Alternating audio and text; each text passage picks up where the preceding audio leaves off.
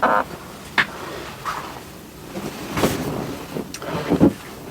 evening, everyone, and welcome to the show.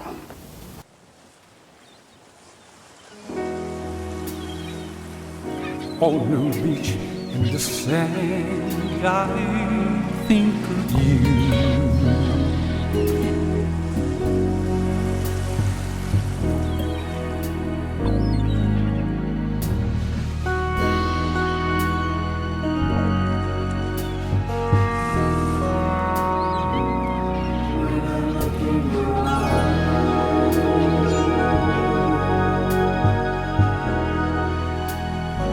I think of you.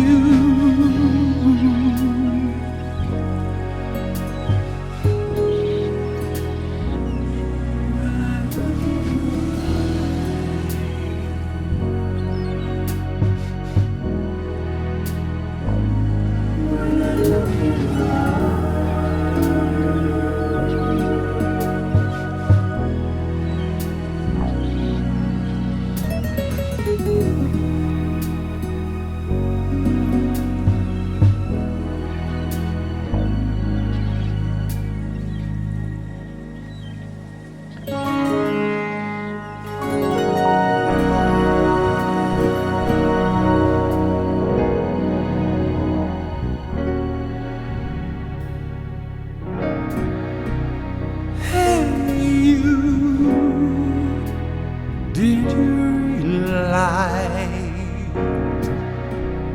I love you all my life?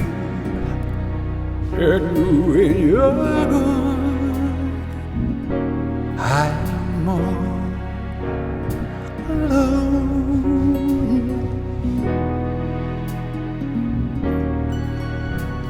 I am Curt Williams Jr., spiritualist and soon to be guru. I'm in the process of growing in that nature and I'm not far from it. So, I missed a week last week because I was trying to catch up on my short game, meaning my video shorts. So I was busy doing that. However, today, I'd like to keep up with the theme of synchronicity, how certain things happen in a person's life that will basically show the linkage between your physical self and your spiritual self. However, the story that I have for you today, it is out of this world.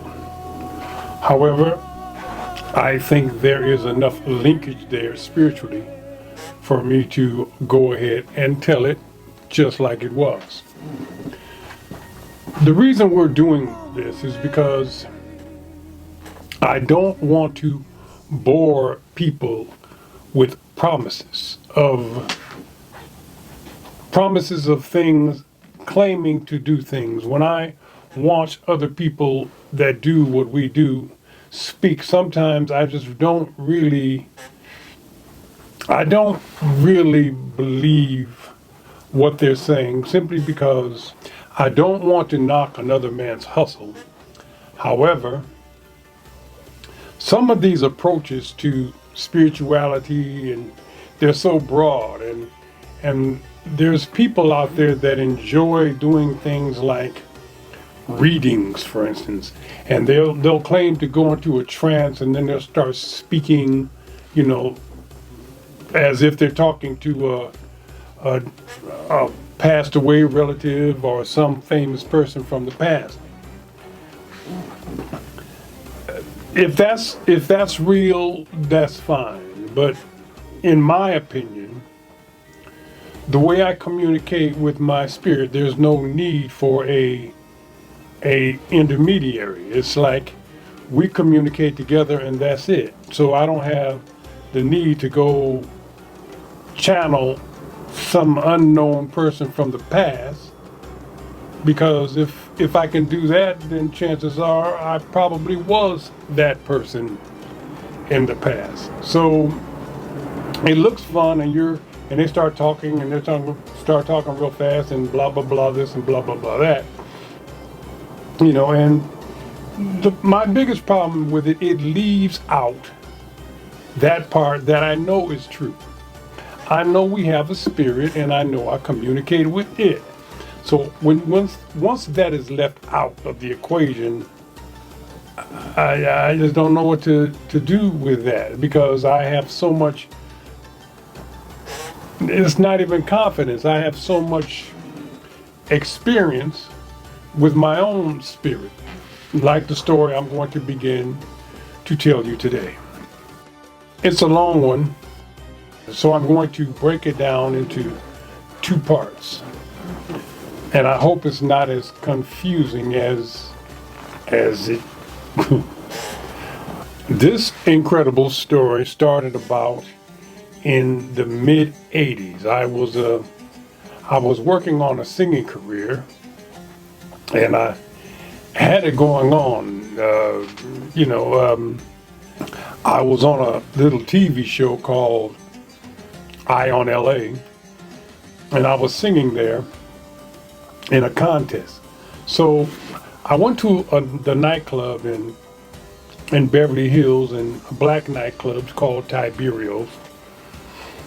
And I saw a pretty girl there, and I, thought I would ask her for a dance. And so she said, instead of that, why don't you sit down and talk to me for a while?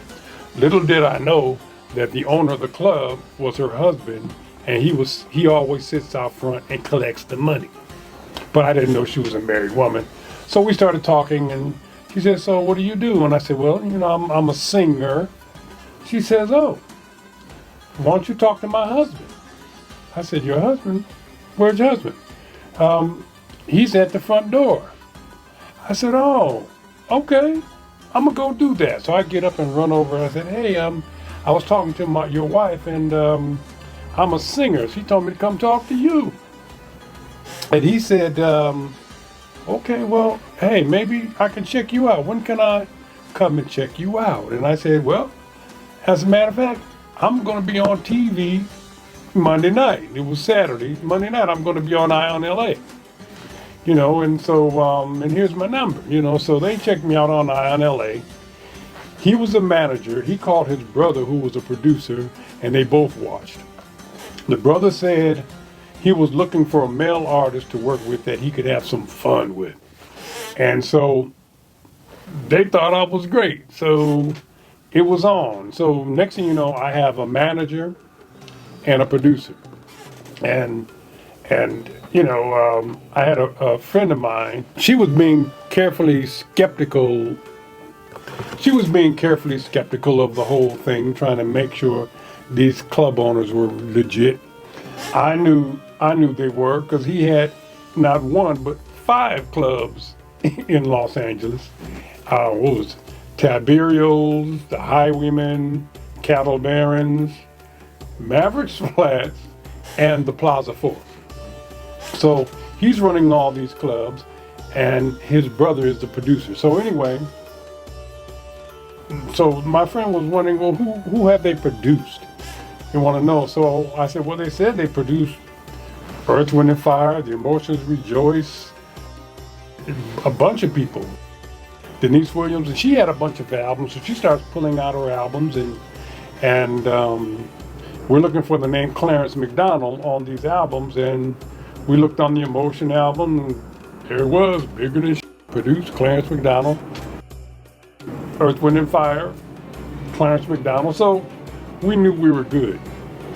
So we began this whole journey. So my manager, Harold McDonald, was also the manager of the then heavyweight champion of the world, a fella by the name of Tony TNT Tubbs. So Tony TNT Tubbs was fighting, and so I was invited to come and sit down. And guess who else he was managing? He was managing Tiny Lister. Remember Tiny from Friday? So Tiny and I was being managed by the same manager. So anyway, we went to see the fight. Now my manager had an assistant. His assistant was supposed to handle my day-to-day stuff.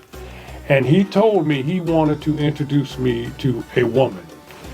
This woman was an attorney, and she would be able to look after what's going on from a day-to-day, almost like an assistant. They were going to pay her like an assistant, and it could be somebody that I might, be able to go out with or something like this, and so they wanted me to meet her. Oh, but before that, I forgot about this. Before that, one of the first things I did with this management team, I was in the Mr. Black Los Angeles contest. And so the management team and producers were invited. They wanted to see my first perform for the first time. And so they all came down to see me in the Mr. Black Los Angeles contest, where I won all the categories. So anyway, everything was good. So now we're at we're going to the boxing match. I know the story is a little confusing. We're going to the boxing match. My manager wants to introduce me to a lady who is an attorney, and she just so happens to be the sister to Earth, Wind, and Fire, the brothers in Earth, Wind, and Fire, Maurice's and Verdine's sister. So I get to the boxing match, and I meet the woman, and so, she said, I'm going to be handling your day-to-day stuff, blah, blah, blah, blah, blah, blah, blah, blah. And so it was really interesting. It was a very exciting time because my manager's assistant shared an office with Joe Jackson. And when I would go to meet with him, there in the corner was Janet Jackson's first album, not folded yet. It was like an album, but it was like big because they got to fold it up and glue it. So it was exciting. Here's Janet, and I'm going to be. What we were working on was the next Teddy Pendergrass. That was the whole thing at the time. How they were going to create this next Teddy Pendergrass. And so anyway, this is what we were preparing for. So I had this manager's assistant. Now, so we had to spend a lot of time together, obviously. So what happened was, what was very interesting, I started dating the woman. And it was very interesting because every time we went out, there would just happened to be a famous female model wherever we went. Like we went to the movies one day, and I happened to kind of turn around and I saw a very famous black female model sitting behind her. And I was like, hey, guess who's sitting behind us? And so she was like, okay, so what? And then we would go to a club or something, and next thing I know, I would see a famous model walk past me. I'm like, hey, there it goes, and she's looking at me like, Curt, so what? Interesting. I was in the grocery store with her one time, and I even saw a famous model walk past us. It was like, what is going on? This is 3 times in a row. I keep seeing these famous black female models. And so I'm dating the woman. She asked me, Curt, she said, you want to go? And I'm going to be hanging out with my brother Verdine. And he's at the hair salon. So we're going to go by the hair salon and watch Verdine get his hair done, which we did. And then Verdine's son was playing baseball. He was on the baseball team. And so Verdine's wife was there. She was a singer too. She was in the group The Fuzz, I believe. So we hung out with her. So this is very exciting. I'm going to be the next Teddy Pendergrass. And I'm hanging out with this girl. I'm hanging out with Verdine's. And he had a sister named Margie. And we went to pick her up. And we took her out with us. It was a very exciting time. And then there was something that just was not quite right about the woman. Either that or my spirit began to speak to me a bit. The deal was, it was very odd because she had a twin sister. And she showed me pictures of her sister. And I was at her house one time, and when she left to go to the store, her sister called. And her sister had a very odd voice.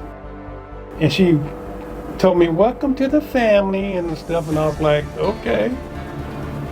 You know, okay, you're welcome, you know. And so now, come to find out, my manager's assistant was going out with the sister. So here we are dating two twin sisters, sisters of Earth, Wind, and Fire thing. And so this went on for a while, and like I said, there was something very odd about this woman. And so one day I decided that I was going to not talk to her anymore.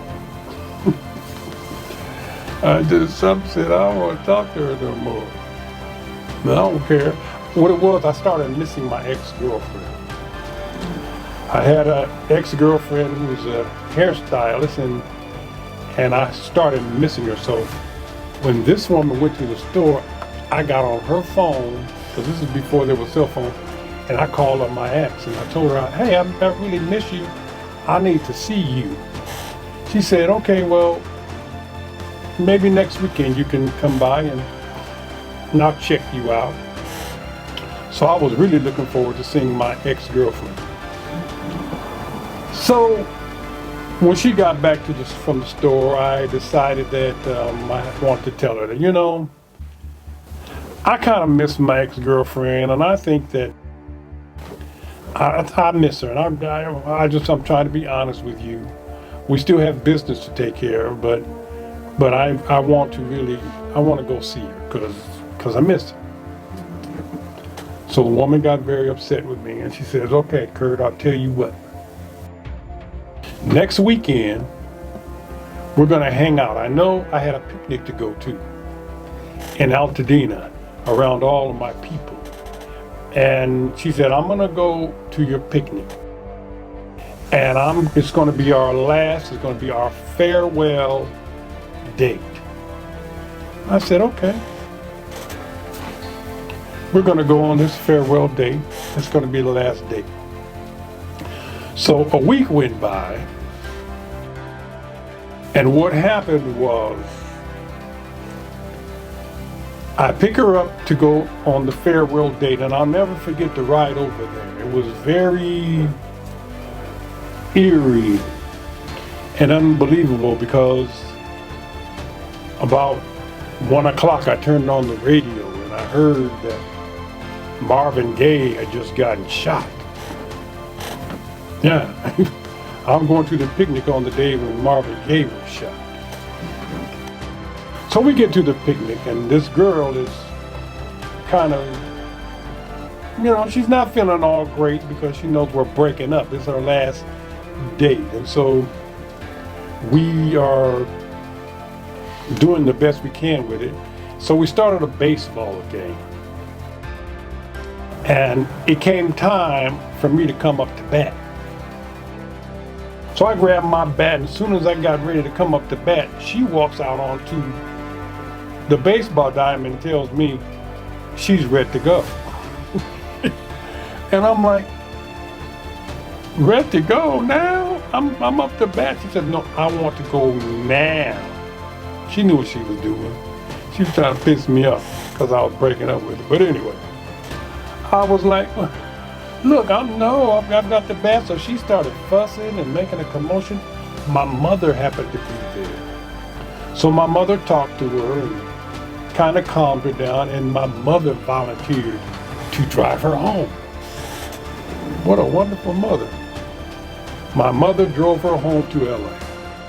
So I kept playing baseball. But now I'm just really kind of upset. So then I called my ex-girlfriend. I said, I'm coming over tonight when I leave this baseball game. This girl pissed me off. So anyway, I go to my girlfriend's house, my ex-girlfriend's house. The other one and I had broken up. And if I didn't go through this myself, I would not have believed what happened next. What happened next was I was talking to my ex-girlfriend and I was telling her about this new girl I was dating, and she said that, you say she's the sister to Earth, Wind & Fire? I said, yeah. She said, well, I do Earth, Wind & Fire's sister's hair. And I can tell you right now, they don't have a couple of twin sisters.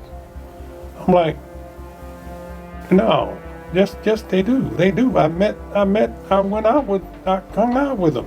She said, no, I can call them up right now. They don't have us twin sisters. And I'm like, this is impossible, because I was at Verdine's house. I went to see his son play ball. She said, they don't have a twin sister.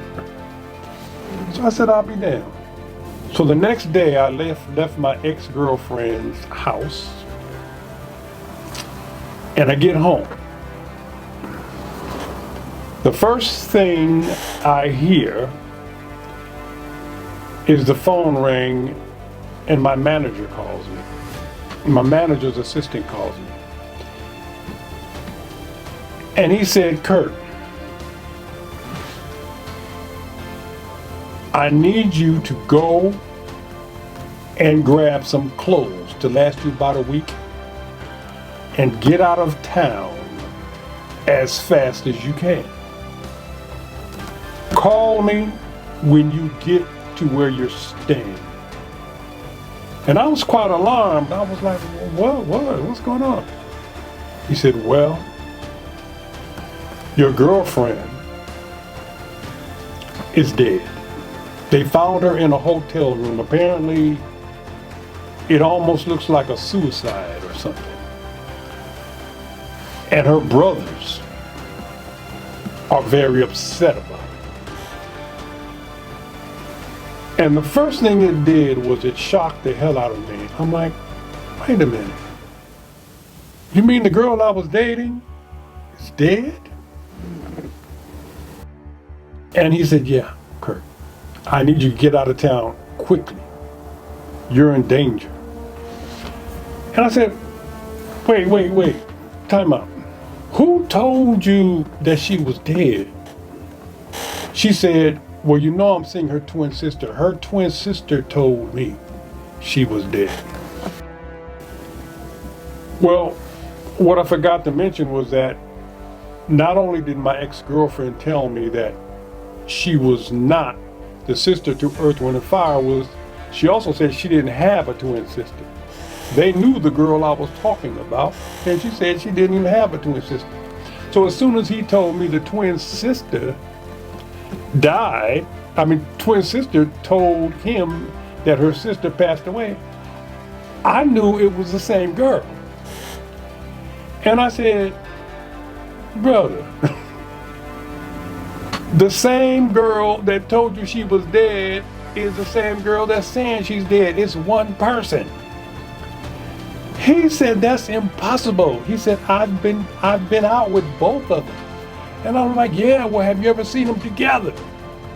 And he was like, you're right, Curt. Oh, you need to really get out of town now. We're dealing with some crazy mess right now. So anyway, I was relieved halfway because I was certain my ex-girlfriend told me the truth and she was correct with the twins not being twins but being one person.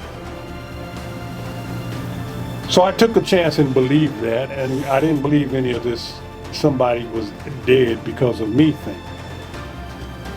So an hour later, her sister called me. And I'm on the phone with the so-called twin, believing that this is really just one person. And she's saying, we really want to know what happened to our sister. All we know is She checked herself into a hotel room, and now she's passed away. And and and my brother Maurice, he thinks you had something to do with it. And she said, I'm with the whole family now, and Verdine is here, and Margie's here. She named all these people. And so I said, so your sister's dead? She said, yes. And so I said, well, good, because the wasn't shit anyway. And this woman went berserk. She went berserk. And I'm hoping that I'm right about this twin thing. She went berserk. She hung up the phone. She called me back. My brother Maurice, my brother Maurice wants to talk to you. He wants to talk to you. I said, put him on the phone. So, and then it's like, he doesn't want to talk to you. He doesn't want to talk to you. You're in trouble. Verdine wants to talk to you. Put him on the phone. You know? And I'm still kind of nervous because I'm still hoping that I'm right about, my ex was right about this. Because if he wasn't right, I have really insulted.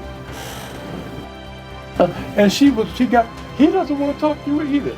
I said, let me tell you something about your sister. First of all, like I said, she wasn't shit. And I kept saying it. And every time I said it, this other person kept blowing up and blowing up and blowing up. So anyway, I'm going to finish the rest of this story on the next episode. So stay tuned and thank you for coming.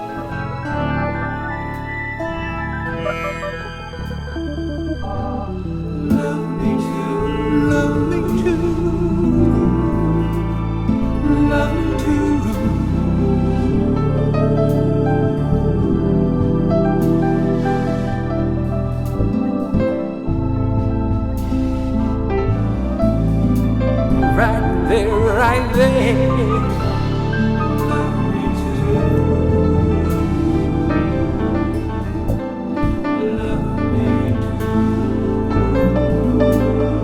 Love me too.